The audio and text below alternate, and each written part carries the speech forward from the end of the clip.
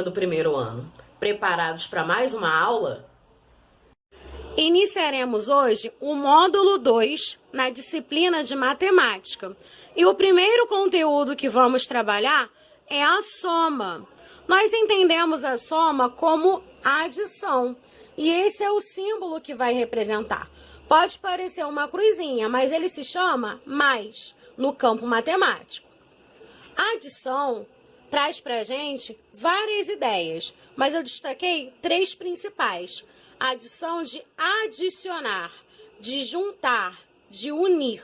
Então, quando eu faço adição, eu estou juntando ou unindo quantidades. Para que possamos entender melhor esse conceito de soma e de adição, vamos observar a página 81. Ela contém uma imagem onde um feirante tem a sua barraca e eu tenho pessoas que estão interessadas em fazer compras. Aqui nas placas eu tenho os valores de cada um dos produtos e eu posso observar que no balãozinho de fala o cliente está pedindo 3 mamões e 8 maçãs.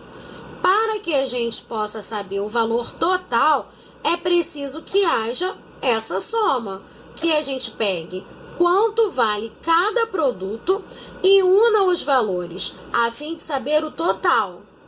Vamos para a página 82. Luiz é feirante e trabalha na barraca de frutas. Veja como ele faz para contar as frutas que vai vender na barraca. Então, olha o balãozinho do Luiz. Formo grupos de 10 maçãs para facilitar a contagem. Com esta, são 11 maçãs. Então, ele vai colocando de 10 em 10. Quando acaba esse espaço, ele começa uma nova fileira. Observe a quantidade de maçãs em cada item e complete as frases. Então, eu tenho as maçãs, você vai realizar a contagem, uma por uma, vai unir essas quantidades e vai colocar um número aqui dentro. Eu já tenho os números, discriminados, escritos entre os parênteses. Mas vocês vão contar e fazer o registro. O nosso exercício tratava sobre maçãs. Mas além da maçã, que outras frutas desta imagem você conhece? Página 83. Agora, Luiz vai organizar mamões e melões. Reparem o balão de fala do Luiz. São 20 mamões e 30 melões. Complete. 2 grupos de 10 unidades são. Então, para você saber essa quantidade, você vai vir aqui, primeiro nos mamões e vai contar um de cada vez. Depois que você contar todos os mamões, você vai registrar a quantidade aqui, A mesma coisa você fará aqui no caso dos melões. Contem de 1 por 1, um de cada vez, as 3 faixas, os 3 grupos, e o total você vai colocar aqui, na segunda linha. Já no número 3, é pedido que a gente faça o contorno da quantidade de brinquedos indicadas. Então, aqui eu tenho muitas bolas, aqui muitos carrinhos, aqui eu tenho várias bonecas e na letra D, muitos aviões. Na letra A, é pedido que você contorne 22 bolas. Então, não é para você contornar uma por uma. É para você contar 1, 2, 3, 4, até chegar no 22. E quando chegar no 22, você vai circular todas juntas. Como fica mais fácil, Se você contar e fizer um risquinho para cada bola. Então, você conta 1, risca a bola. 2, risca a bola. Quando você chegar no 22, você vai ter uma quantidade certa de bolas riscadas. E aí, você vai circular todas juntas. Isso você vai repetir nas bonecas, nos carrinhos e também nos aviões. No exercício 3, você contou e formou grupos. Já no exercício 4, você vai desenhar os elementos que faltam para completar a quantidade indicada. Então, vou dar o exemplo aqui do lápis, 1, 2, 3, 4, 5, 6, 7, 8, 9, 10, 11, 12, 13, 14, 15. Eu tenho 15 lápis, mas o livro está pedindo que eu conte para chegar a 21.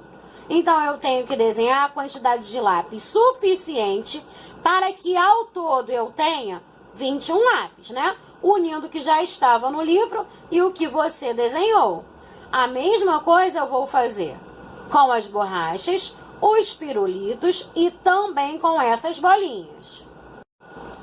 Agora que você já trabalhou a sua noção de soma, de junção e de união, nós vamos falar um pouquinho de sequência. Aqui está escrito o seguinte: Luiz organizou algumas maçãs formando uma sequência, da quantidade menor para maior. A sequência de Luiz começa do número 1 e vai aumentando de 1 em 1. Só que isso depende do nosso ponto de vista, né? Porque olhando de cima para baixo, ele começou de 1, foi para 2, 3 ou 4. Mas se nós olharmos de baixo para cima, ele foi diminuindo. Então tem 4, 3, 2 e 1. Pensando sobre o que nós conversamos em relação à sequência, a gente pode perceber que os números também estabelecem uma relação de sequência. E a gente chama isso de sequência numérica. Coloca o dedinho no número 5 e leia o enunciado.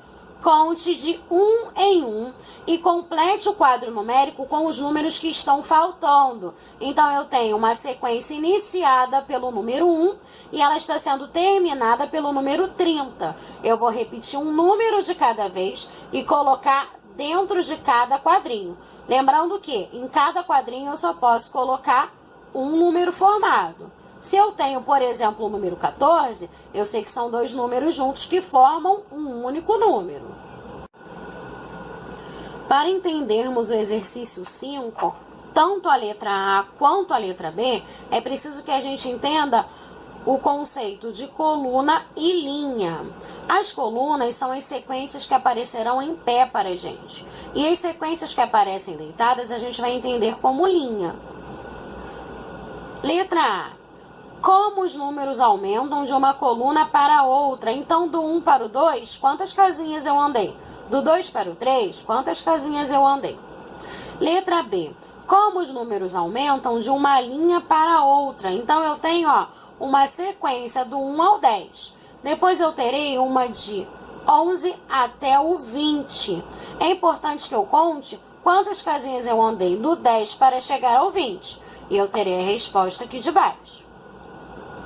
Já no número 6, eu devo completar a trilha com os números que estão faltando.